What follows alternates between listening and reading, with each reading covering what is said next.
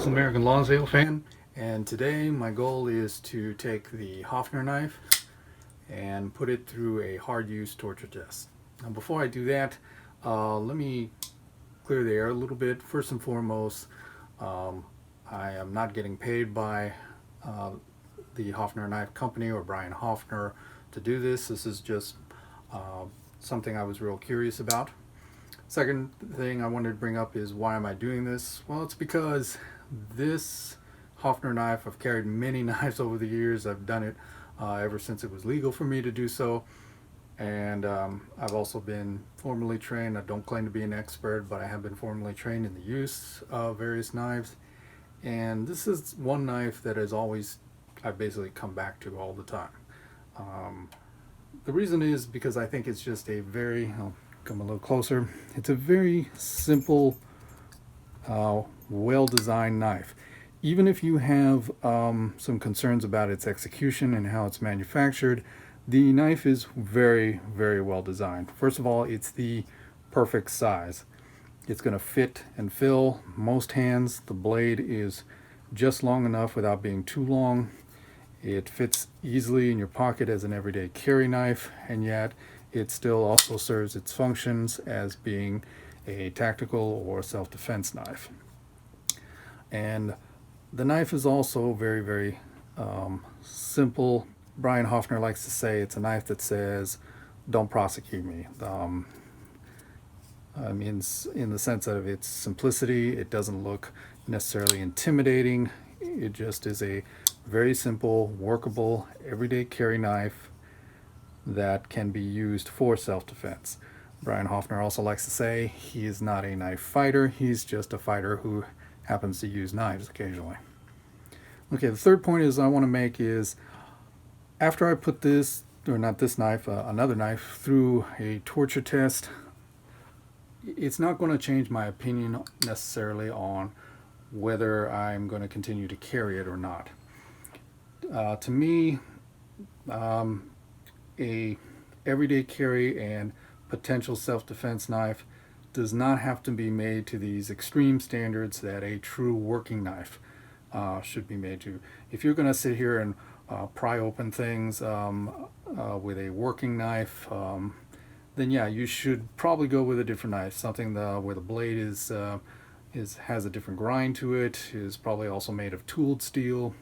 If it is a folding knife at all, it probably should have a stronger locking mechanism, but for everyday carry and for the use of self-defense, this fits the bill perfectly. Real simple G10 scales. The blade steel is 440C, which is basically 440 chromium, high chromium. And for those of you who don't like 400 series stainless steel, let's remember a couple things. 400 series stainless steel was in fact the first almost super stainless steel. Very corrosion resistant, fairly durable, very easy to maintain, very easy to sharpen, holds an edge pretty well. And I have to say that this, just to show you, Hoffner knives have always come out of the box razor sharp. I mean, that's a clean cut. So I have no problem with the use of 440C stainless steel. The other part is, of course, liner lock. Some of you folks out there hate liner locks because you feel that they're weak or so forth. They may not be as strong as, say, your back lock or your axis lock or whatever, but they work well enough. And once again, for a self-defense knife, it doesn't need to be, the locking mechanism doesn't need to be so strong as a true working knife. So I think it works fine. I've never had a problem with them. They really seem to engage a great deal of the blade itself. They lock pretty good in place. They are made of stainless steel as well, so that's a good thing. So I have no problem with them. Are the knives perfect? To me, there's no such thing as a perfect knife. My minor issues with the knife, and they're not deal breakers, is one is these thumb studs I think are a little long. And what that does is, when you go to put the knife back in your pocket, the seams of your pocket can sometimes catch the studs and it'll open up. So when you go to place the knife back in your pocket, it's better to do it this way. But once again, nothing major. I do wish the knife was a little thicker, not necessarily to give it a thicker liner, but you could do that. But also just so it filled the hand a little better. It fills the hand very well, no matter what kind of grip you like, whether you like Filipino grip, or saber grip, or reverse grip, or what Hoffner calls spine pick. But I think it could afford to be a little bigger. I do own the Hoffner Creed, and that thing is a lot thicker, and it just seems to fill the hand better. Last point about it, and this is just minor, is yeah, I wish they were made in America. Hoffner makes a lot of his clothing line and his other products in the United States and Texas, but his knives are not. And I wish they were. I would gladly pay more for it if they were made in the United States and had maybe slightly better quality control, but overall, they've worked well. Okay, so that's enough of that.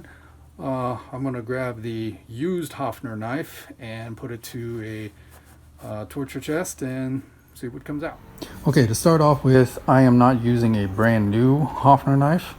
I'm using a used one. It's a couple years old, and I've kind of used the hell out of it. Blade play is minimal at best, but it's been used, it's been resharpened. I'm gonna go ahead and beat the hell out of it. So let's go ahead and try it. Okay, first spine whack test. I've got the safety glove. I've also got an internal glove inside. So see how this goes. And I'm not gonna just do the little taps. I'm gonna take 3 whacks with some force and see how it does. Okay, here we go.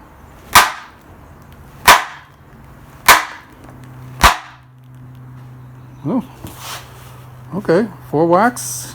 That was pretty hard, and it didn't fail. Definitely survived.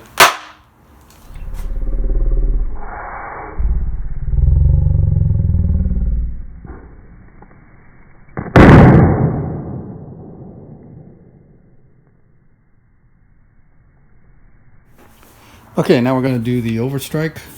I'm going to strike here, see if it collapses on itself that way. And we're going to do this pretty hard. We're not just going to do little taps. Okay, go.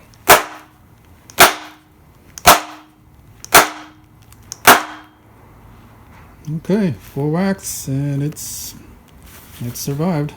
Okay.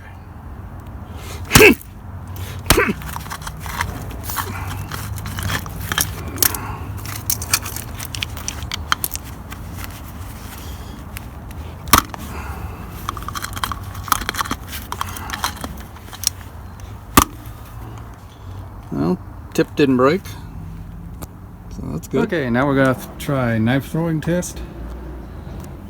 For the record, this is not a throwing knife, and it's been years since I've done knife throwing, but let's see if I can still do it. And then if it drops on the ground, that's part of the torture test. So here we go. Yep. I need to get back into knife throwing.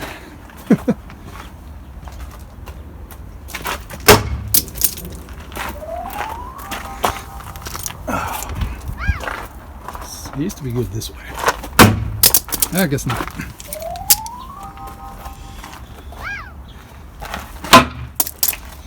Oh well. Okay, real simple setup, but you will see that the knife is free to move when you disengage the lock, and all I'm going to be doing is stepping on it. Yeah, I'm not stepping very far because I'm not falling on my head and breaking my neck or anything. And put the weight on.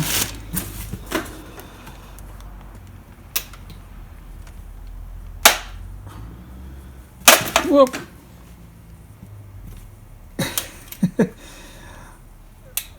Okay, I think that's more the zip ties, but yep. Okay. So basically the lock didn't fail, even though the zip ties did. So I wasn't going to put this thing in a vise, just because it would have been on my workbench, and I'm not stepping on my workbench in case this thing falls, so no big deal. The knife itself did not collapse, so that's a good thing. The locking mechanism stayed true, and that was, I was hitting it pretty hard.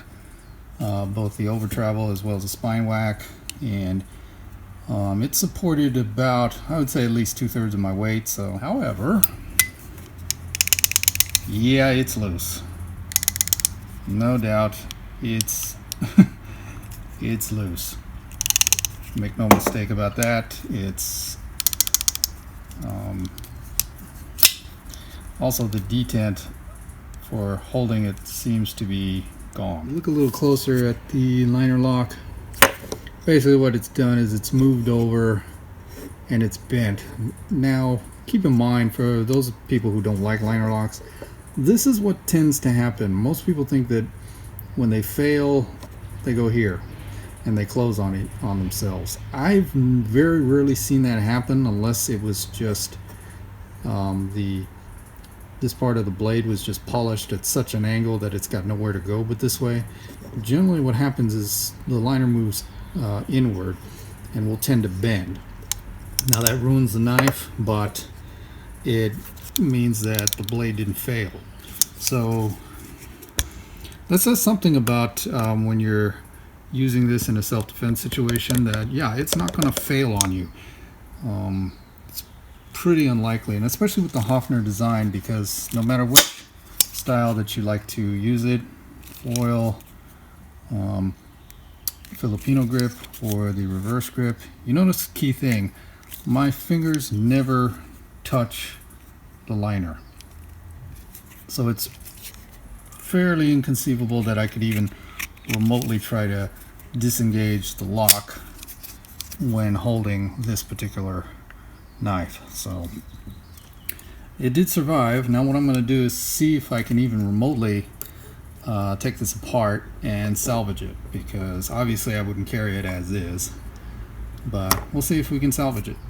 Okay, taking this thing apart, the blade is still good. The blade is fine, there's no problems. What took the damage, it's kind of hard to see. You see the scuff marks right on the top of the liner lock. It's always easy to kind of reshape these things, that's not a problem, but basically you got some, it was actually smashed down a little bit. The detent seems to work. I don't know why it's not locking in place, because that's probably where the issue is going to be, but let's clean it up and see if I can salvage it. See what happens. Okay, so did as much repairs as I could. Cleaned it up, resharpened it. Still really sharp. So it sharpens real well, but it's better, but not perfect. I kind of reshaped the liner as best I could. It's clicking better, and the detent is back. You can hear it. But I think that whole thing with just smashing down on that one spot with the liner just gave it enough wiggle room to, now it's going to basically be loose every time.